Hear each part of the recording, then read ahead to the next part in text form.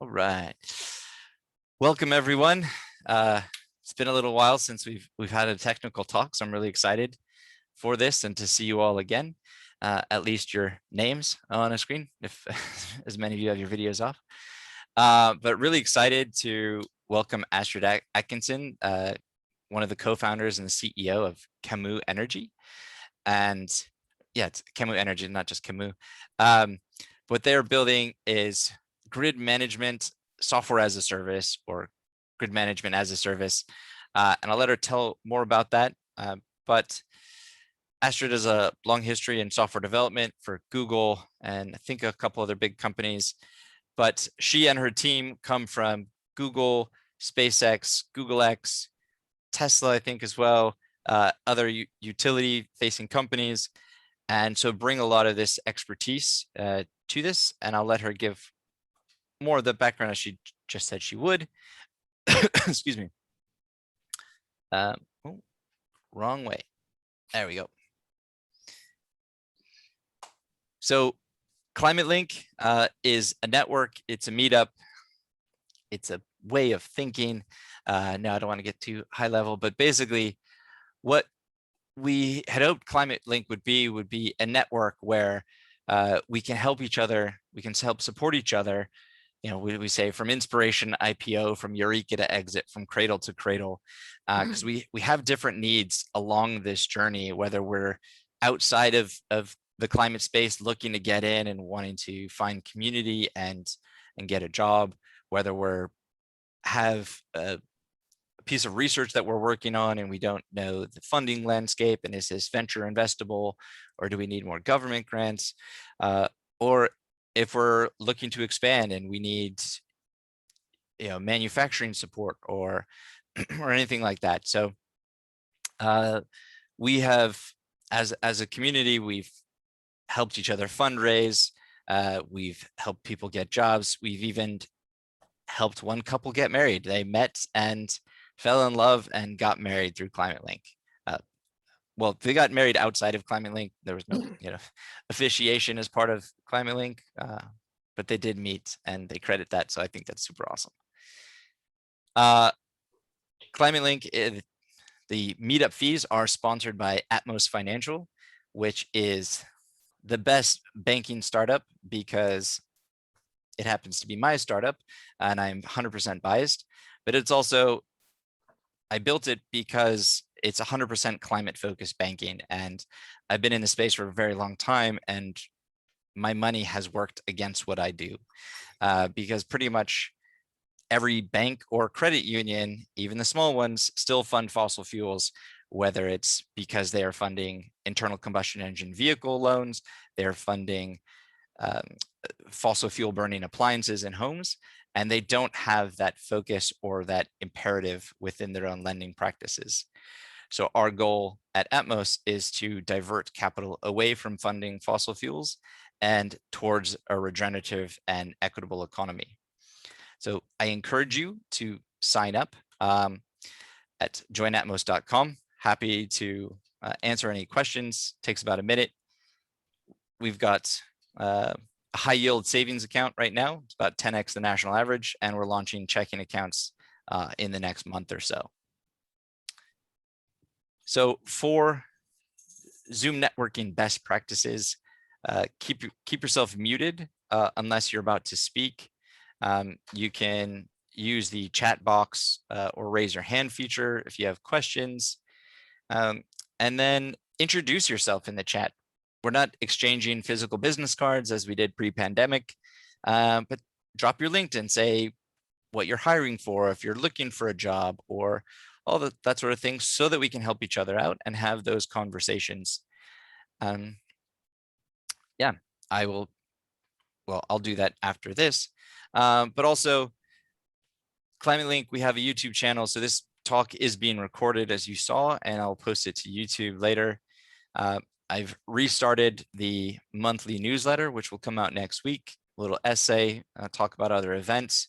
And next month, we will be focusing on solar software and really wanting to focus on what we can do. So it might be either in helping us to learn how solar can can perform at our own home, or how we can be involved in some way. So with that, I also wanted to quickly introduce David, who's helping me out. He's in blue. You can give a quick wave. And we are looking for another 1 or 2 people to join us to help us plan out the events for the rest of the year and into next year. So if you'd like to, just drop a note in the chat, and then we can talk a little later. So with that, before we move on to the talk, does anyone are they looking for a job, or are they hiring?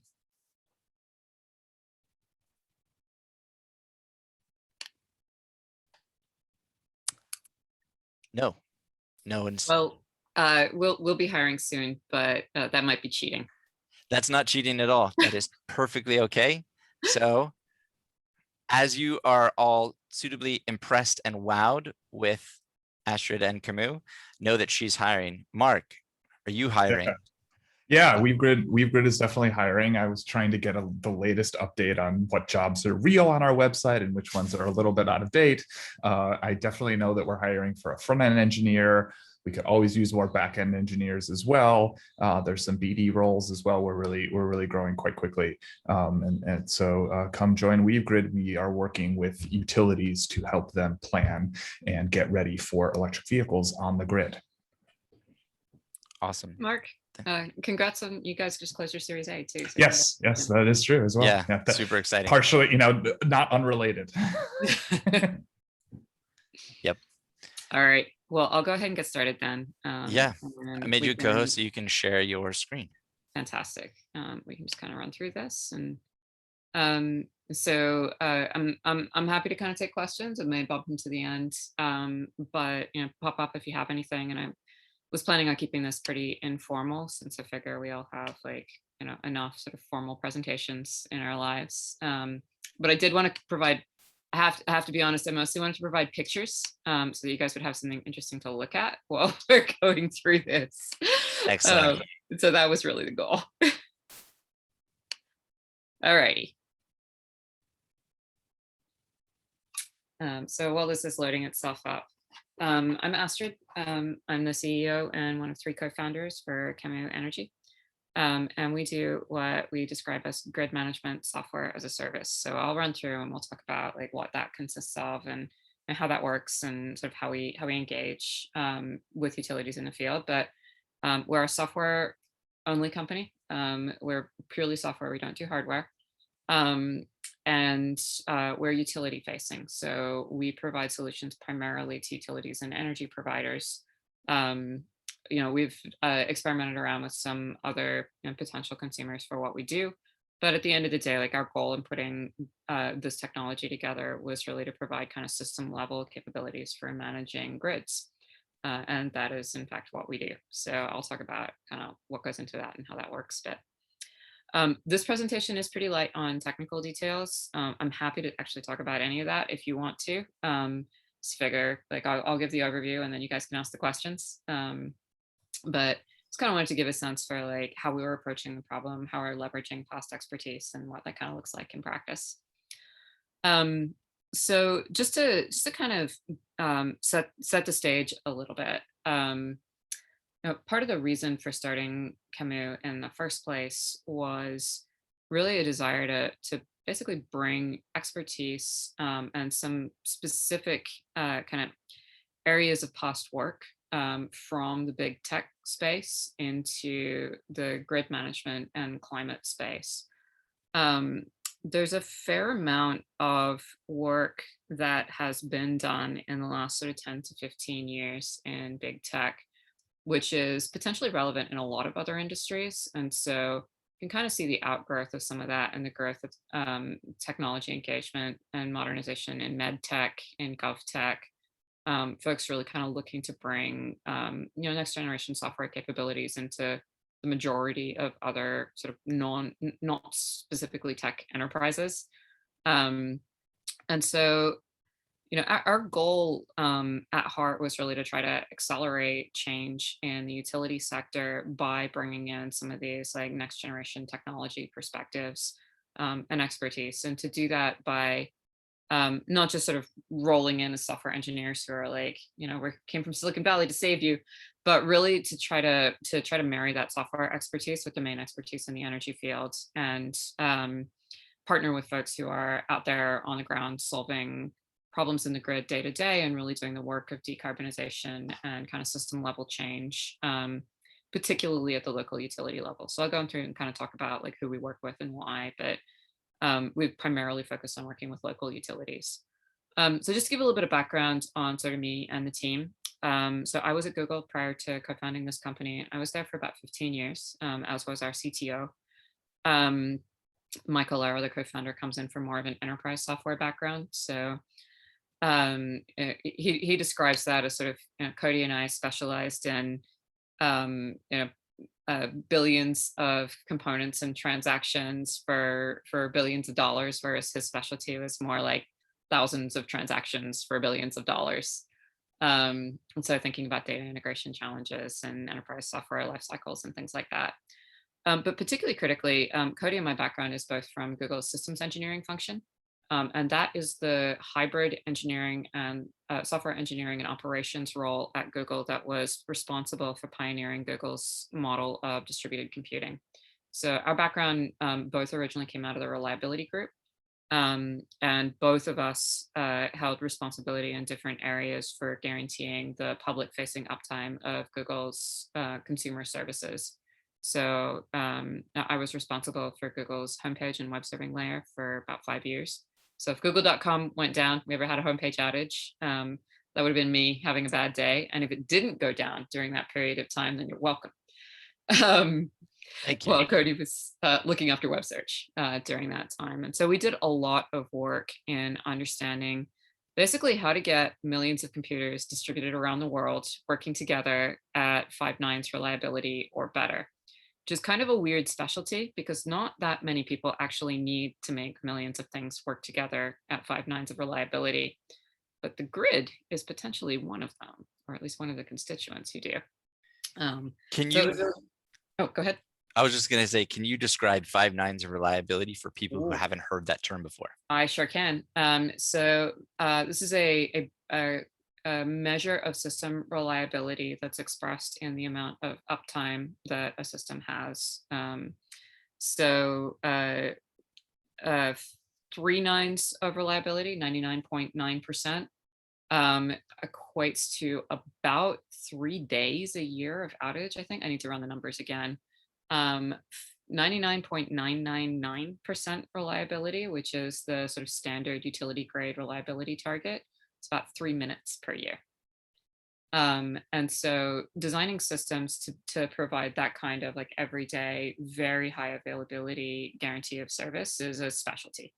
And it has been a specialty for a long time, particularly in telecom and utility spaces.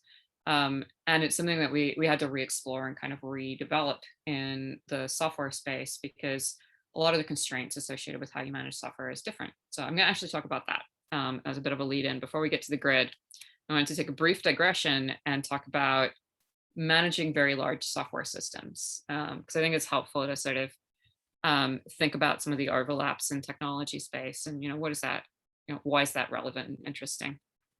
So the discipline that we helped to develop at Google and the way that we sort of describe, kind of our core technical expertise for the members of the technical team who come in from that background is distributed systems engineering or distributed systems software. This is, it's related to a lot of the kind of industry buzzwords around sort of AI and ML, around big data, large scale computing of many kinds. But at the end of the day, it's really just using lots of computers to do stuff.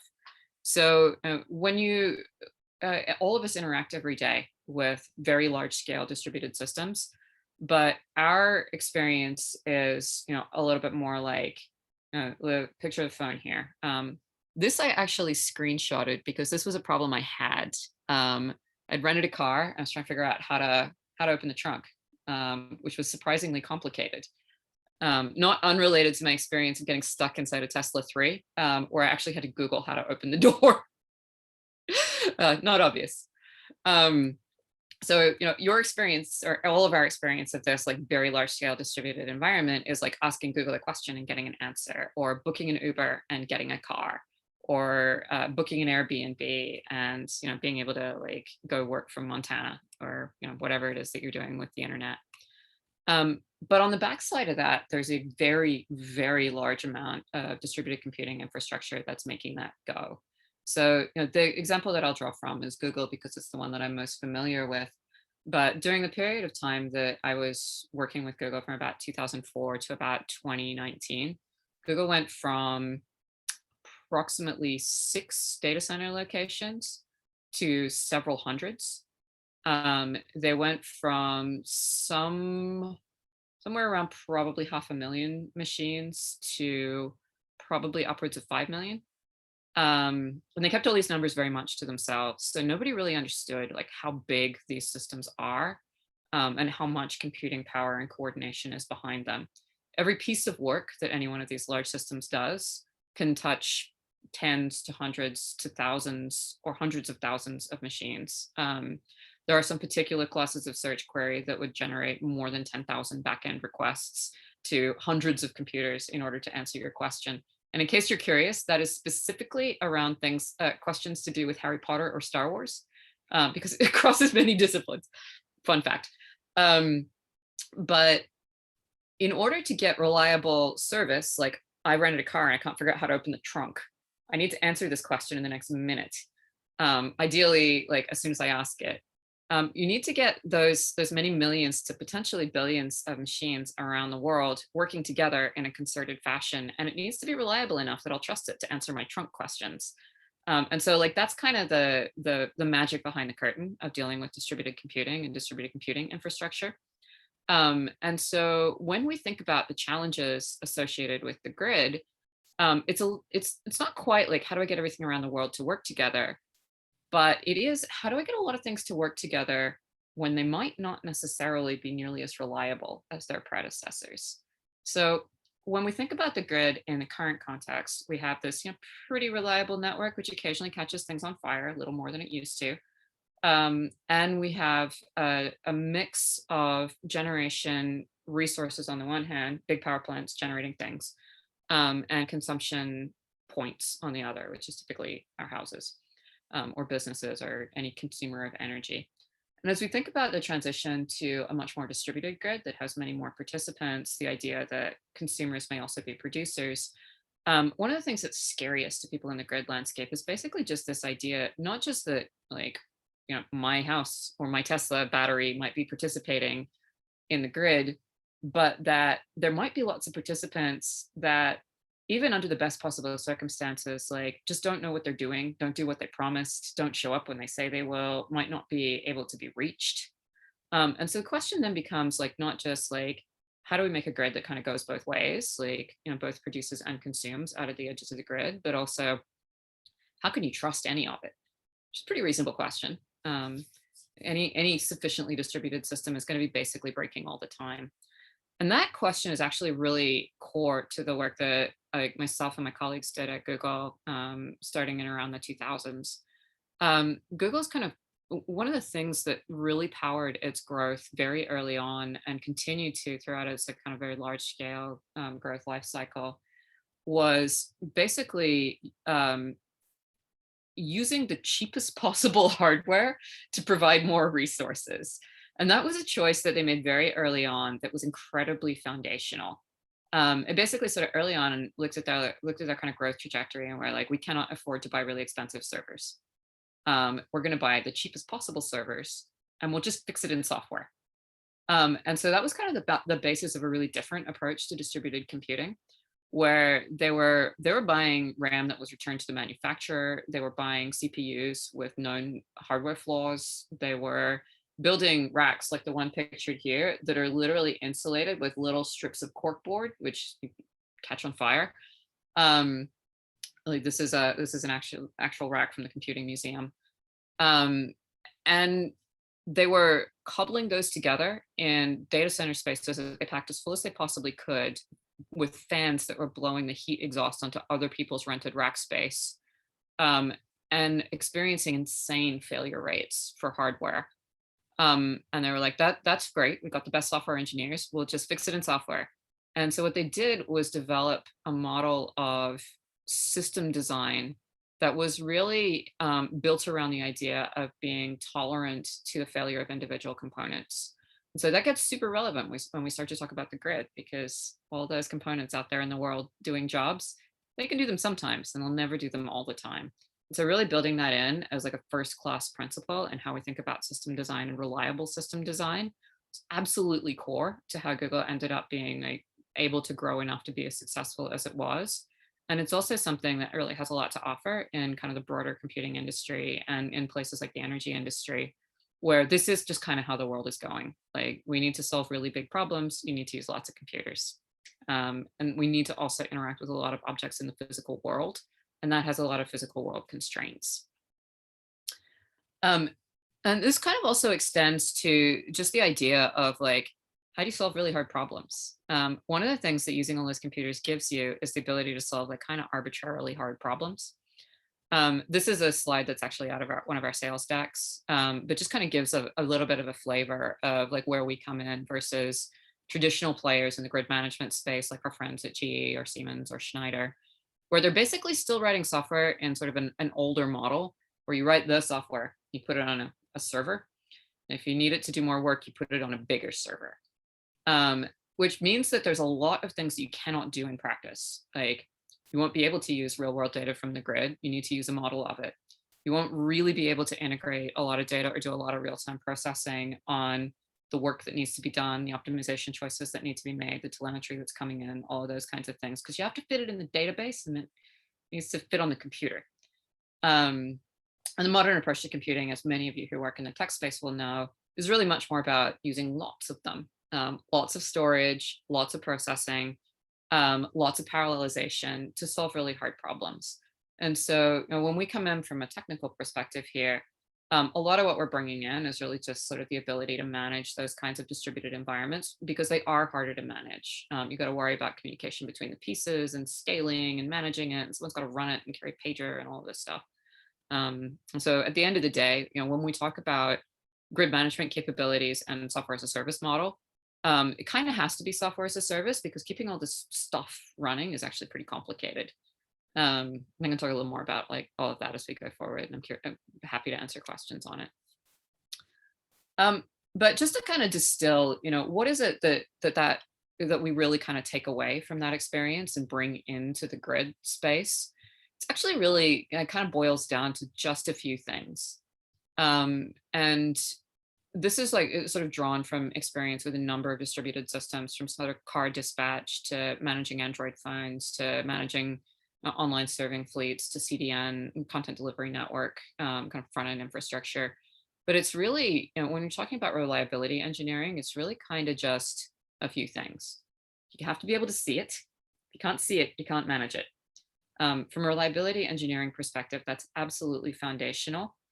And it's surprisingly not universal in the grid landscape for people to sort of understand that might be the case. It's still not quite state of the art to have real-time telemetry, particularly on the distribution system. And even in the transmission system, the ability to look at real-time data in a sort of large scale en masse kind of way is a little iffy. You need to be able to split up your control problems into pieces so that you can parallelize them and solve for the complexity that's associated with fitting requirements and coordinating work amongst many participants. And you need to be able to manage the system as a whole with a sense of the outcomes that you want. So this ends up having a lot of technical implications into how we approach grid management and problem solving in the grid landscape. But I wanted to just kind of mention it because we kind of come back to these ideas later as we talk about like how our product works and what our product consists of.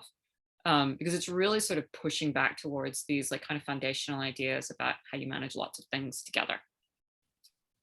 Before you move on, what do these blue squares represent? Oh, these are in my picture. These are data centers. Okay.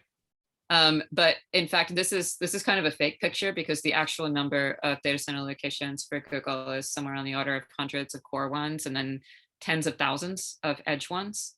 And the work associated with like making all of that work to feed to the some millions to billions of sort of individual components is work that was done by some of the members on my team, among as well as some of our initial investors and board member and so forth. Got it. It's just basically trying to give an idea of like many things altogether. Yeah, thank you. All right, so that all sounds potentially interesting and mildly mystifying, probably, unless you work in the space. But then, sort of come into any startup endeavor with, I think, potentially one or two relevant technical observations or pieces of technology or core ideas. And then you have to go through the trouble of figuring out, like, how do you make a business out of this? Like, what does that business consist of? Can you build a business that is fundable? What kind of funding is it? How do you grow it? How do you think about communicating with your customers? All of these kinds of things. So I wanted to give you guys like a little bit of a background on how we came into this and how we think about it. Because this is perhaps not surprisingly turned out to be sort of really core to how we ended up proceeding. I'll preface this by saying that utility-facing software is not terribly common for startups, although certainly there are, there's a solid handful to, some dozens of them, because it's really hard to fund. Utilities are horrible customers, legendarily so. And working with them as a startup can be very difficult. They're conservative, they're slow moving, they have long sales cycles, they have tons of money, but they don't really like giving it to startups. And so thinking about like, how you can begin to engage with new technology sets in this space is a really big part of the problem. And so, I was researching this and talking to people about it and thinking about it for some years before starting the company. So just as a little bit of background, and anyone who's really been following climate even tangentially will probably be aware that there is a lot of change that's happening out there on the grid today. So the kind of classic description of how we think about decarbonization is a two-step process. It's basically electrify everything and move the grid to zero carbon, at least for the energy piece of decarbonization. I can't really help you with like agricultural land use in that two-step process, but at least for the energy piece, that's basically the plan. And so, we're making some progress on both of those things, but we're so early in this life cycle, and there is a lot of change that needs to happen. Nonetheless, there are some inflection points that we've reached within the last couple of years that I think have really been kind of noticeably accelerating change on the ground. And one of those is cost for both renewables and now also battery. So on the left side here, we have sort of the current, most recent, as of like last month, S&P Global cost numbers for wind, solar, and battery compared to gas plants. And as of a year or so ago, in some markets, those costs were below normal gas costs. In some markets, they were below OPEX for gas plants. And that's starting to be true more broadly. And critically, it's starting to be true for battery as well. And so what this is driving out there in the world is an increased change cycle and a lot more interest in accessing cheap energy. And I'll talk a little bit about a case study around that with one of our customers. But it's also really important to note that for all the fuss and for all the excitement and all the folks talking about transformation of the grid and adoption of renewables and so forth, we're so early in this process, right? Like what we've seen so far is so little of where we need to get to. I think it's just really important to continue to center the idea that whatever rate of change we're seeing right now, we need 10x. And so it's a bit of a downer, but I think it's really important to keep in mind as we look at rate of change and we think about, what needs to be coming and what's out there. So when we look at change, more on the grid, specifically within the US, there's also, we're sort of early in the life cycle of deployment of controllable resources and distributed resources. And these are particularly important because as we get towards a grid that's more dominated by renewable energy supply, the role of flexibility in that environment becomes much more critical. And we see this in different ways in markets that are further along. The UK has quite a lot of renewables these days. They're also starting to have flexibility markets, starting to be able to actually manage flexibility into the overall energy mix. In Australia, it's sort of the opposite. They have a ton of solar. And in order to manage that, they're at the moment on this pretty heavy jag into curtailment of solar at times of overproduction. And so you see kind of represented the disparate paths that one can take to incorporate very large amounts of renewables into the grid. Personally, I think it's better to use it than to turn it off. And so that's, a lot of what we try to enable and what we're looking to be able to support as a technology provider and as a utility vendor or utility engager is to be able to provide alternatives that are better than just turning it off. However, just turning it off is better than not allowing it to be developed. So I guess I would put that in there too. There is, for all that it's difficult to fund startups in the utility facing space, there is actually a hell of a lot of money out there. One statistic that I like to cite and that I brought up a lot to investors when we were recently doing our Series A fundraise is that the market for the type of software system which manages a distribution, which is a local utilities grid environment, that market's grown from about $0 to about $5 to $6 billion annually in the last 5 years. The catch with that is that 100% of those gains have gone to a combination of GE, Siemens, Schneider, and consulting firms who charge them $100 million to install those systems. One ADMS system will run between $5 to $500 million. And that's inclusive of the consulting fees involved. But it gives you an idea of sort of the order of magnitude of investment that it can be brought to bear for utilities that are looking to kind of adapt their systems capabilities. But bear in mind that those systems don't actually provide the ability to manage a really distributed grid with lots of participants. They're just considered like a first step before you might think about it.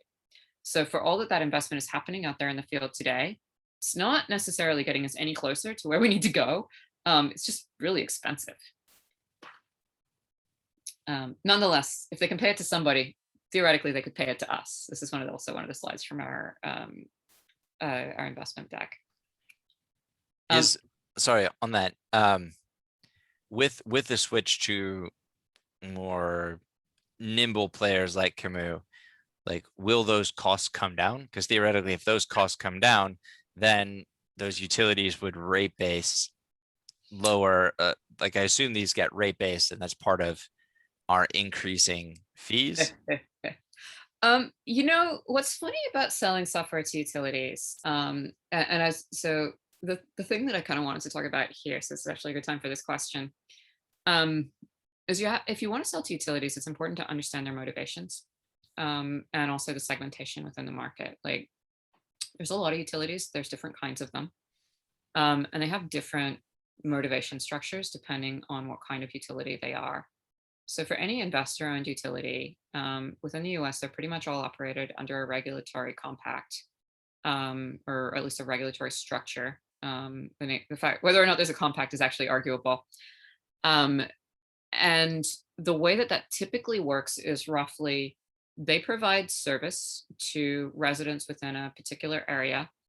And in return for that, they receive a regulated rate of return on top of their capital investment for that region. They have a strong incentive, therefore, for capital investments. They really prefer to spend capital money, not OpEx. And while they do need to defend that to their state regulatory commission, overwhelmingly, their strong preference is actually to spend a hell of a lot of money in capital investment on any particular change that they need to make.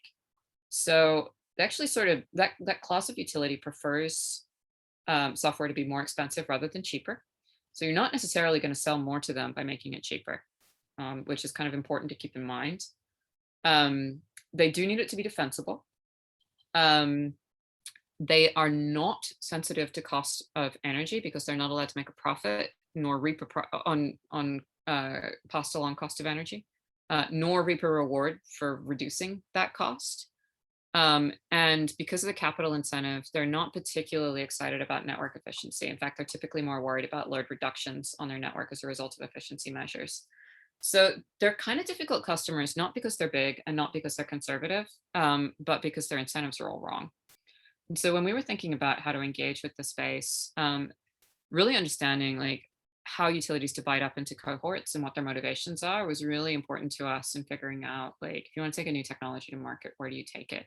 It's not to say that big utilities don't want or need it, but it is ultimately you need to be selling to customers who are seeking to achieve a very important business goal with what you're trying to sell. And also, by the nature of what we're doing, we're taking a pretty ambitious look at what it takes to manage grids.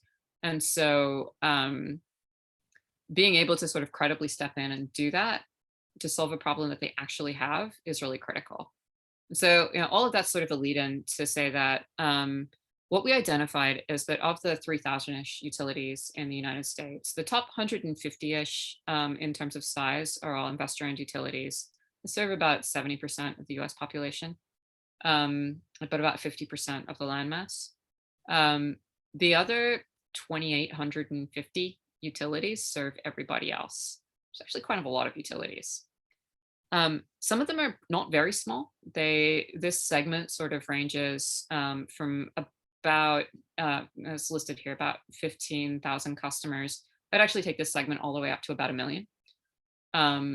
And they're overwhelmingly publicly owned. So these will be municipal utilities, cooperative utilities, CCAs in California kind of fit into this category as well. And they have different motivations. They really care about cost of energy. They really like keeping rates low for their population. They don't have infinite capital budget to invest in network upgrades, so they care about efficiency. The cost sensitivity is really important because renewables are cheaper. And if you want to work with customers who care if that's true, working with folks in this segment is really helpful. So this is where we initially focused on building out customer base. And this has actually worked pretty well. We love these customers. They are awesome. And so rather than talk about them in the aggregate, what I was going to do is just kind of introduce you to a couple of examples. So all of our customers today basically fit this category. We have one or two in the works that may fall outside of it, but these have been like kind of our off the ground customers that we've worked with to build our initial product. And they actually share a lot in common in the sense that they're all located in the US West today. They're all in regions that have really good renewable resources. And they're all in regions that have a lot of small local utilities. So that kind of falls within the sort of Colorado, New Mexico, California, Arizona kind of space for us today. There are actually a lot of these utilities all across the country, but these ones talk to each other, and that's also helpful to us. So the two examples that I'm going to give you, one is in New Mexico, one's in Colorado. And I just kind of wanted to start with the solar one, which is in New Mexico, because I think this is really kind of helps to like make concrete what it looks like to engage with technology solutions in the grid landscape with folks who are really pushing the envelope. And it may sound weird to say that it's in some cases rural cooperatives that are doing that, but it is, and it's awesome. These folks are small, they're nimble, they're motivated, and some of them are really excited about figuring out like what the future of utilities looks like. And they can do it just much more quickly than their bigger cousins. So the first one that I wanted to kind of introduce you to is Carson Electric Cooperative, who are based out of Taos, New Mexico. So these guys were our first customer. They actually signed with us before we had developed a product, which was pretty key because we were actually looking for a customer to develop a product with. Having done a lot of infrastructure development in my time, I have kind of a theory of how you do this and how you do it well. I've done it both well and badly myself and seen it done both ways. And it basically starts with finding an anchor customer that has the problem that you're looking to solve, who is interested in working with you while you go through that very early development phase of trying to build something that at least solves somebody's problem. Typically, I like to go from sort of one small, well-formed example to usually like 2 to 3 shortly after that. And after that, you kind of want to get to very large scale. If you ever mean to get there, you need to do it early. But like after developing and working with teams developing a number of very large scale solutions, this is the repeatable pattern that I've seen be successful. And this is the pattern that we're working through here with this customer set as well. So these were our first. And they are a little bit unique in the sense that, unlike pretty much all other utilities in the US, with few exceptions, they took a look at sort of trends in prices for energy and trends for rooftop solar. They saw the same concerns that everybody else does around basically the issue of a lot of residents putting in rooftop solar and beginning to perturb the economic balance of who's paying for network costs within their territory, and decided to get ahead of it. They were like, hey, if we just paid for really cheap solar, we could probably halve our energy costs. If we invest in that on behalf of our community, we'll have an option for access to renewable energy and for driving an energy transition that doesn't just work for the people who can afford to put solar on their roofs, but for everybody in the territory. And everybody in the territory can save a ton of money. This is true broadly for pretty much all communities. It's just hard to get to in many because of the way that ownership of the problem is chopped up and how incentive structures work and stuff like this. This one's nice because it's a very pure example. So these folks they serve the area around Taos, New Mexico. And let me give you a little tour of Taos, New Mexico. This is a lovely town. They serve quite a large rural area around it. These folks were created under the Rural Electrification Act under the New Deal in 1947, when many of the other co-ops were also created, with the specific charter of electrifying rural communities. So they still kind of have that in their heritage. They're very community focused. All co-ops are governed by a co-op board that has members that are elected by different by constituents within their community, and they're answerable to that co-op board. The vast majority are still kind of feeling their way through change, but in communities that have a really progressive energy stance or a really strong cost focus, a lot of times they'll start to get a ton of pressure from people in their community to drive a quicker energy transition or drop rates. Both of those are perfectly reasonable motivations. So these folks were getting a bit of both, and they wanted to get ahead of the change. But critically, the proposition that they were looking at was that by switching to local solar, they could drop their energy costs from around about sort of 9 to 11 cents a kilowatt hour for their market sourced power to around about 2 to 4 cents a kilowatt hour.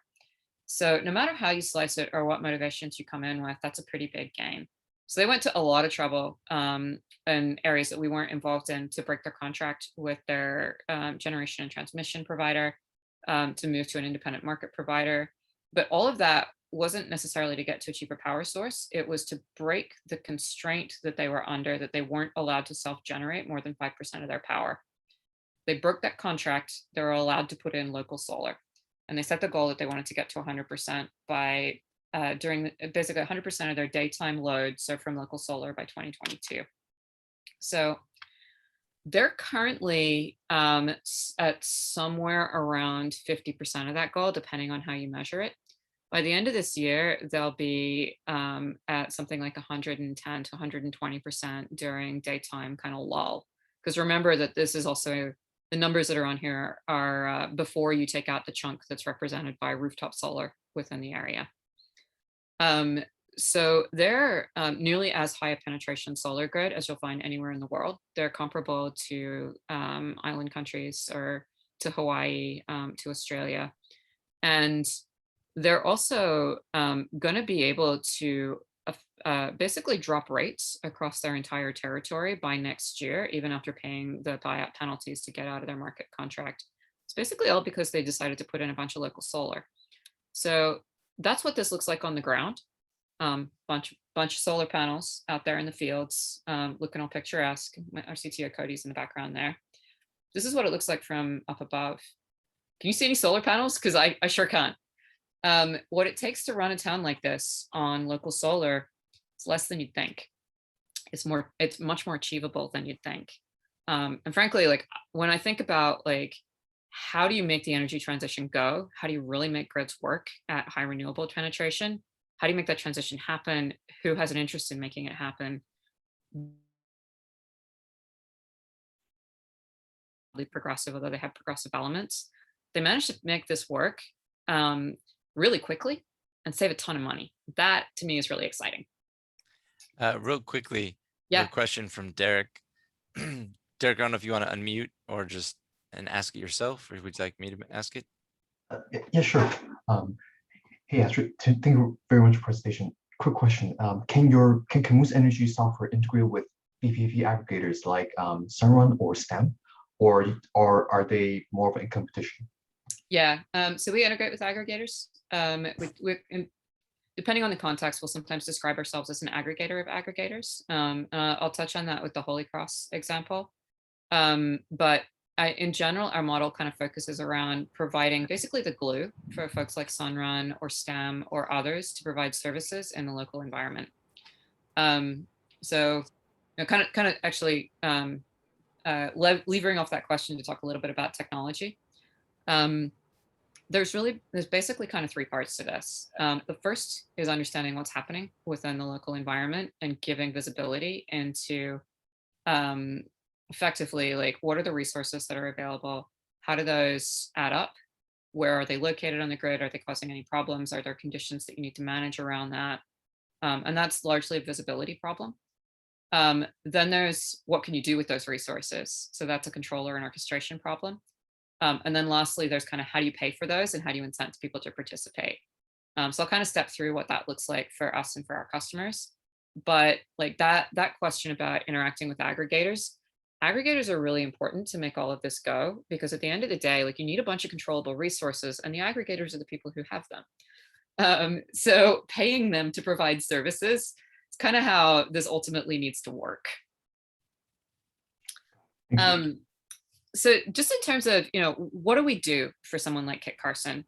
The problem that they first came to us with, and the reason that they were willing to work with a startup that like didn't yet have a product, was that they'd already made a lot of this change. They already had a ton of solar installations out there on the ground. And they didn't have any way to understand like what was happening on their grid as a result. They did actually have a thing that would show them what the solar panels were up to, which was fine. They're solar panels, they generate energy every day, unless they turn themselves off sometimes. But they didn't really have a way to understand that in context. And so the challenge that Louise, the CEO there, gave to us is like, when we put all of the solar on our grid and upgraded all of our instrumentation, our smart meters and our SCADA and all of that, kind of thought we would have a place to look at where we could see it all together so that people on the team could understand, if it was causing any problems or how it was working. But we have like 6 different systems today. Like, could you guys help with that? And we were super excited because yes, that is exactly what we can help with. A really big part of what we did and kind of running big systems for places like Google really started with that kind of foundational, like, real-time monitoring insight. And that, as someone who worked in operations in the past in a different context myself, like as a pager carrying person who is responsible for reliability, being able to see this is a really important place to start, especially as a lot of change is happening. So, we kind of pull that together. We pull in real-time data from their SCADA system, from their smart meter system, from the generation instrumentation that's available. We also model to fill in gaps where it's not available. So one of the big issues with instrumentation and visibility in the grid landscape is that pretty much everybody's data has gaps. There's sort of all these legendary things about, like, even pretty modern utilities still like having all their grid maps on paper. And that's less true than it used to be. Most of them now have it in a GIS system, but they don't have it in any way where you could look at that next to, for example, your real-time SCADA information or your real-time metering information, or, like, God forbid, information about what's happening with like Tesla battery or something like that. They're all in different places. So pulling that together is kind of a step one. And then making that actionable and being able to bring control into the environment to solve the problems that are thus highlighted is sort of a next step from that. So for these folks, We're working with them to bring in control both of the arrays and of local flexibility, particularly focusing on microgrid development in their territory. And that's going to be really critical for them as they get to 120% of generation at peak by the end of the year. But that's also something that for these folks is a work in progress. So next, I'll give the example of talking about a place where they actually do have a bunch of assets to manage and what that looks like. But these ones are nice because it's they're moving so fast. And I guess one thing I would just kind of mention, and I can talk about this more if folks are interested, but that problem of kind of bridging from the imperfect data of the real world, like maps that you might have in GIS but are not complete, to being able to use software to have visibility into the grid is a really big challenge in the space, because most of the technology that's out there today is very intolerant of imperfect data. So it's another place where that distributed systems approach of like making it work with lots of data sources on unreliable components is really helpful and actually really material in being able to engage with smaller providers like this one. Hey, Astrid, can I ask a question? Please. Actually, I'm going back. By the way, thank you for the presentation. Super interesting. I'm going back a few slides where you had a Pareto of different utilities in the country, 3,000 or so. Yep. As you were talking about this, it just struck me the parallels with transportation fleets in the country, which roughly is about 3,000 also. Mm-hmm. And many of those companies are also trying to go electric with EVs, yep. Right? And so there are big players and then a long tail of many small players in that world also. Yeah. My question actually is more around the business model. As you are finding these customers, early customers with 60,000, 100,000, their customers, how are you thinking about scaling your solutions up to not 1, 2, but 100,000, because it's a long tail of smaller quote unquote customers? Yeah, so there's a couple of things there. One is that there's a really big difference in scaling out a product that is basically productized and can be taken repeatably from customer to customer without a lot of customization versus engaging with customers who really want a lot of custom development and a lot of kind of idiosyncratic solutions. So one of the answers to that is, kind of from an engineering and a product design side, really trying to understand like what is the repeatable product that you can take to those customers. That's been pretty effective with the smaller utilities because they're also sort of too small to really be interested in demanding lots of changes. They're like, just want a thing and have it work. For us as a solution provider, when we scale up to very large customers, I'm expecting that in the limit, there's probably going to need to be a number of deployment partnerships, like those consultants who will sort of take large scale technology adoption processes and charge an enormous amount of money for doing it, exist for a reason. Like they're part of how the gap gets filled for customization at sort of the very large end of the customer scale, dealing with large enterprise customers. But this is like kind of fundamentally an enterprise sales question, right? It's like, right. How do you engage with different parts of the enterprise landscape? Can you sell a repeatable product? Is that something that you can bring in a perspective on and have people conform to it? Or does it always need to be changed? Can you build a platform that's friendly to that and that makes it cheap? Can you build a platform where the installation and engagement costs are kind of managed and low? And what does the basically like sales operations and consumer operations process need to look like around that? To answer your question more specifically, we're a software as a service model. So typically for our customers, there's an initial engagement process where we charge them for that.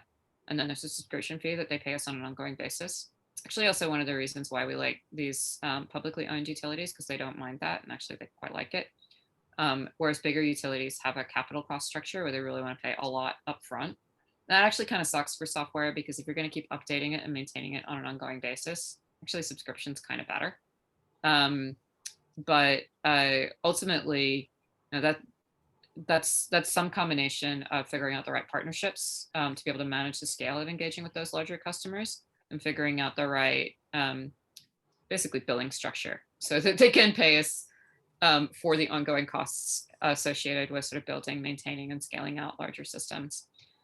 There's a component of our business model which we are looking to really explore and demonstrate in the next year or two as we move into the next phases with our customers. That's actually this last box here, looking at monetization of local resources. Because this is actually a really important part of putting all of those pieces together for managing local resources within any particular grid environment. If you ask a utility today, how do you want to manage those resources? If they agree that they want to manage them at all, they'll be like, we want to control them ourselves.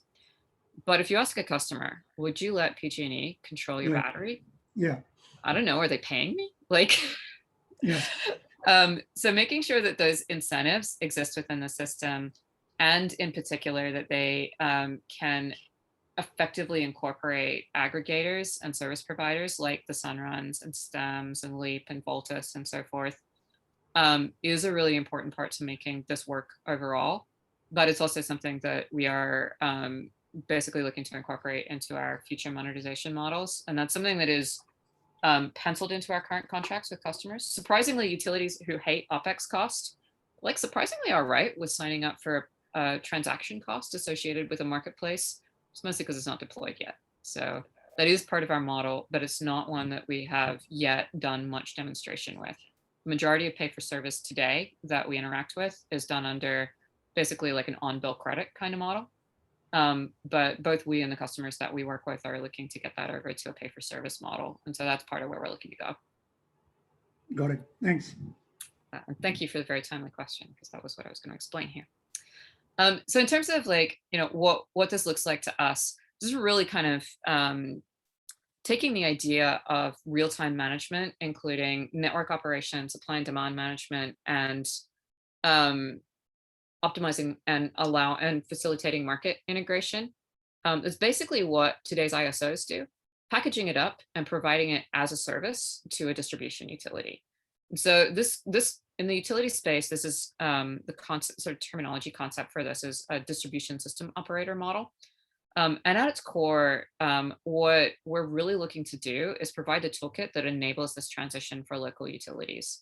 It's important for a lot of reasons that I could take a lot more time to explain, but I'll just like kind of skip. Basically around the idea that at the end of the day, we really need to be able to take the platform that the existing grid represents and be able to make it useful and capable of conducting business over it. Whether that's selling flexibility, whether that's generating power for export in places like New Mexico that have a lot of power to sell, whether that's giving people opportunities for saving money on their energy bill by having smart appliances that they can be paid for the use of. So maybe you get a bill credit for installing smart hot water heater. Plenty of utilities are sort of looking at that program. Giving the system operator, the local operator, the tools that they would need to incorporate that into their daily workflow, into their procurement processes is like kind of at the heart of the change that we're looking to enable. And that has both an operational and a financial component. And so from a business model perspective, firstly, we sort of, we provide this capability and we let people pay us a subscription. And then from a forward-looking perspective, really leaning into that, the alteration in who pays whom for what that is represented by that shift to local resources is important, not just for like us to make money, but also for all of those resources that are out there to be able to be grid supporting and to be part of the transition to deeply decarbonizing the local grid environment.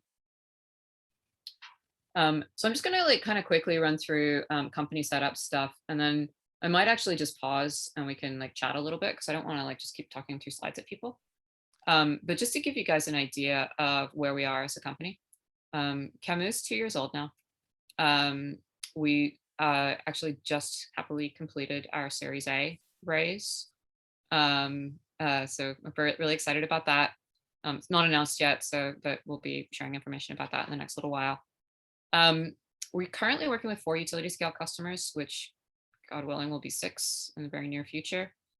Starting to scale up to larger utilities as well. And we've done all of that on a relatively small team, but we are really excited about being able to expand that out to the size of team that is required to build systems that can actually manage whole grids. We're obviously a little smaller than GE today, but if we want to take them on, we're going to need to be a little larger. So we've made good progress to date, but there's still really a lot to be done. But I figured I would just sort of give a little bit of color on sort of what that's looked like as we've gone through.